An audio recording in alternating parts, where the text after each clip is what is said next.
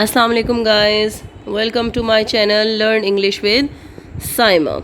Before starting the topic, I would really need you guys to subscribe the channel, and if you want to stay connected with me, make sure to press the bell icon. Now we are moving towards our topic, which is the 8th type of pronoun, which is interrogative pronoun. सबसे पहले तो हम गलती कहते हैं कि ये इसको इंटरोगेटिव बोलते हैं, ठीक है. इसकी प्रोनाउंसिएशन है इंट्रोगेटिव, लेकिन हम हैबिचुअल हुए हैं इसको इंटरोगेटिव बोलने के, ठीक है.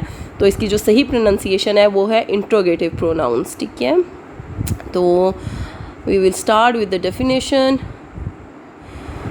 अच्छा जी, डेफिनेशन है the interrogative pronoun is a pronoun that is used to ask question और समथिंग टू इंट्रोगेट. अच्छा जी, जब हम किसी चीज़ के बारे में सवाल करते हैं, ठीक है, जब हम कोई भी बात पूछने के लिए सवाल करते हैं, किसी चीज़ का इंटरोगेट करते हैं, तो उनके लिए हम कौन से वर्ड्स यूज़ करते हैं? इंट्रोगेटिव प्रोनाउंस को यूज़ करते हैं, ठीक है. Interrogative pronouns are connected to the questions, ठीक है. सवाल पूछने के लिए जो वर्ड्स हम यूज़ करते हैं वो आपके इंट्रोगेटिव प्रोनाउंस कहलाते हैं, ठीक है. अच्छा जी, तो इसमें आपके इंट्रोगेटिव प्रोनाउन में जो वर्ड्स यूज़ होते हैं वो होते हैं आपके what, which, who, whom, whose. ये 5 वर्ड्स हैं जो आपके इंट्रोगेटिव प्रोनाउन में यूज़ किए जाते हैं when you are going to put the question, when you are going to ask the question, we will use these words, ठीक है. Some interrogative can be created by adding suffix ever such as, ठीक है. तो अब मज़ीद additional जो interrogative words हम use कर सकते हैं जब हम व्हाट के साथ एवर लगा देंगे, यानी कि सफिक्स क्या होते हैं? जो वर्ड्स के एंड पे लगते हैं. प्रीफिक्स वर्ड्स के शुरू में लगते हैं और सफिक्स होते हैं वर्ड्स के एंड पे. जो हम एडिशन करते हैं वर्ड्स का वो आपके क्या कहलाते हैं? सफिक्स. जब वर्ड के साथ में एवर ऐड कर दूंगी तो वो क्या बन जाएगा? What ever. वो भी आपके इंट्रोगेटिव प्रोनाउन कहलाते हैं. हु के साथ एवर ऐड कर दूंगी तो वो हु एवर बन जाएगा, वो भी आपका इंट्रोगेटिव प्रोनाउन है. वो भी हम क्वेश्चन के तौर पे यूज़ करते हैं इसको, सवाल पूछने के तौर पे. Which ever, whom ever, whose ever, ठीक है. ये सारे वर्ड्स भी हैं जो एडिशनल वर्ड्स हैं आपके इंट्रोगेटिव प्रोनाउन के, और इनको हम सारों को क्या कहते हैं? They are also known as WH words. देखें ये सारे वर्ड्स किससे स्टार्ट हो रहे हैं? WH से स्टार्ट हो रहे हैं ना, तो इनको हम इंट्रोगेटिव प्रोनाउंस को WH वर्ड्स भी बोल सकते हैं. सिंपल सी बात है. इंट्रोगेटिव प्रोनाउंस वो होते हैं which are use to ask the question. That is why we say them they are interrogative pronouns. अच्छा जी, उसके बाद है who is use for people and as a subject of the verb, ठीक है. जब भी लोगों के बारे में क्वेश्चन करना हो, कुछ पूछना हो, वो कैसा है, वो किधर गया, तो हम क्या यूज़ करते हैं? हु यूज़ करते हैं, और ये as a subject of the verb use होता है, ठीक है. अब जैसे एग्जांपल में आपको मैं बताती हूँ, हु वन द मैच. अब यहाँ पे who as a subject use हो रहा है. किसने मैच जीता? किस वर्ब का? वन जो वर्ब यूज़ हुआ है उसका जो सब्जेक्ट है वो क्या है यहाँ पे? हु. तो यहाँ पे हु जो इंट्रोगेटिव प्रोनाउन है, यानी कि हम सवाल पूछ रहे हैं किसने मैच जीता, तो हमने we used who here. Okay. whom is use, मैंने आपको रिलेटिव प्रोनाउन में भी बताया था कि whom जो है ना वो हम object of the verb use करते हैं, और ये सारे वर्ड्स रिलेटिव प्रोनाउन में भी हम ये यूज़ करते हैं जो इंट्रोगेटिव प्रोनाउन में हैं. ये सेम वर्ड्स हैं लेकिन दोनों तरफ इनका फंक्शन डिफरेंट है. जब दो हम सेंटेंसेस को, क्लॉजेस को, फ्रेजेस को ज्वाइन करते हैं तो उनको ज्वाइन करने के लिए हम क्या पुट करते हैं?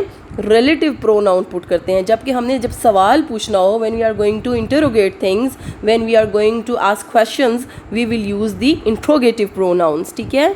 तो जब भी हमने कनेक्ट करना हो सेंटेंसेस को, क्लॉजेस को, तो हम रिलेटिव प्रोनाउन सेंटेंस के बीच में यूज़ करते हैं. जबकि जब सवाल पूछना हो तो वही वर्ड्स हम इंट्रोगेटिव प्रोनाउंस कहलाते हैं, वो इंट्रोगेटिव प्रोनाउन के तौर पे यूज़ करते हैं हम, ठीक है. तो whom को हम लोगों ने, whom is used as the subject of the verb. whom did you tell about this? किसने तुम्हें इसके बारे में बताया? whose is use for possession. ये मैंने उसमें भी आपको बताया था कि जब भी किसी चीज़ का ऑनरशिप मालूम करनी हो कि ये किसकी है, तो हम क्या यूज़ करते हैं? whose यूज़ करते हैं. जब भी हमने ऑनरशिप मालूम करनी हो कि ये बुक्स किसकी हैं, ये पेन किसके हैं, ये बैग्स किसके हैं, ये चीज़ें किसकी हैं, तो हम क्या वर्ड यूज़ करते हैं? whose. whose books are these. ये किसकी किताबें हैं, ठीक है. अच्छा जी, नेक्स्ट है आपका word which is use for person thing, ठीक है। जब और पर्सन थिंग के लिए हम यूज़ करते हैं और जब हमने चॉइस करनी हो, ठीक है, जब हमने चॉइस करनी हो चीज़ों के बीच में तो हम तब भी विच यूज़ करते हैं। Which is your favourite movie, तुम्हें कौन सी मूवी पसंद है। जब हम चॉइस उसकी पूछ रहे हैं कि तुम्हें कौन सी मूवी पसंद है, जब हमने चॉइस भी पूछनी हो तो हम क्या वर्ड यूज़ करते हैं, विच यूज़ करते हैं, ठीक है। जब हम पूछ रहे हैं, सवाल पूछ रहे हैं, तो आपको पता है कि सवाल पूछने के लिए तो वैसे इंटरोगेटिव प्रोनाउंस यूज़ करते हैं। Okay, what is use for animals and things when asking for general information, ठीक है। अब ये एनिमल और थिंग्स के लिए भी यूज़ होता है और जनरल इन्फॉर्मेशन कलेक्ट करनी हो, जनरल इन्फॉर्मेशन लेनी हो तो हम क्या वर्ड यूज़ करते हैं, व्हाट यूज़ करते हैं। व्हाट इज़ योर नेम, ठीक है। जब हम पूछते हैं तुम्हारा क्या नाम है, जनरल इन्फॉर्मेशन है, तो हम what we will use what. What are you talking about, किस बारे में तुम बात कर रहे हो, तो हम क्या यूज़ करेंगे, put. We will put what, हम ये क्वेश्चन पूछ रहे हैं। ओके, इसके बाद हम क्या करते हैं, interrogative pronouns are similar like the relative pronouns but they are used to ask questions rather than to join sentences. अब जो बेसिक डिफरेंस है वो इंट्रोगेटिव प्रोनाउन और रिलेटिव प्रोनाउन का भी मैंने थोड़ी देर पहले भी आपको बताया है कि इसमें जो बेसिक डिफरेंस है वो क्या है कि रिलेटिव जो होते हैं प्रोनाउन वो कनेक्ट करते हैं सेंटेंसेस को, फ्रेजेस को, क्लॉजेस को, ठीक है, नाउन को कनेक्ट करते हैं आपस में। अच्छा जी, जबकि जो आपका इंट्रोगेटिव प्रोनाउन होता है वो किससे कनेक्टेड होता है, आपके क्वेश्चन से। Interrogative pronoun is connected to a question, ठीक है, सवाल से कनेक्टेड है। अच्छा जी, आपको डिफरेंस तो पता चल गया। अब आपको ऑप्शन आए, अगर आपको एक सेंटेंस दे दिया जाए और उसके बीच में आपको अंडरलाइन करके बता दिया जाए कि हु यहाँ पे इंट्रोगेटिव प्रोनाउन का फंक्शन कर रहा है या रिलेटिव प्रोनाउन का फंक्शन कर रहा है, तो आपको फ़ौरन पता चल जाना चाहिए कि अगर वो सेंटेंसेस को ज्वाइन कर रहा है तो इट मीन्स वो क्या है, रिलेटिव प्रोनाउन है। अगर वो क्वेश्चन कर रहा है, सवाल पूछा जा रहा है और हु जैसे लगा दिया तो सवाल के लिए who is knocking at the door, तो आपको पता चल जाना चाहिए कि यहाँ पे हु किसका फंक्शन कर रहा है, इंट्रोगेटिव प्रोनाउन का, ठीक है। ये तो इसका मेन डिफरेंस आपको पता चल गया। Now we are moving towards the next slide. Preposition can be placed in front of interrogative pronoun whom. अच्छा जी, अब जो वर्ड whom है, जो ऑब्जेक्ट के लिए यूज़ किया जाता है, ऑब्जेक्ट ऑफ द वर्ब के लिए यूज़ किया जाता है, ये आपके इससे पहले हम prepositions भी लगा सकते हैं for the question. When we are going to make a question with whom, we can put the prepositions in front of the whom word.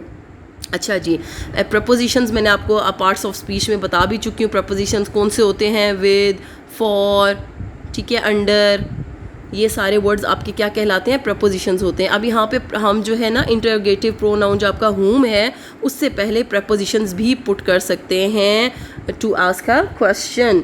With whom you are going to marry, किसके साथ तुम मरी जा रहे हो, ठीक है। लेकिन हम प्रपोजिशन को इधर रिपीट नहीं कर सकते। अगर मैं ये कह रही हूँ with whom you are going to marry with, अगर विद लगा दूंगी तो वो गलत हो जाएगा, ठीक है। अब हमने स्टार्ट में अगर इसका प्रपोजिशन लगा दिया है तो दोबारा हम रिपीट नहीं कर सकते इस प्रपोजिशन को। With whom you are going to मरी, देखिए हुम से पहले हमने प्रपोजिशन लगा दी।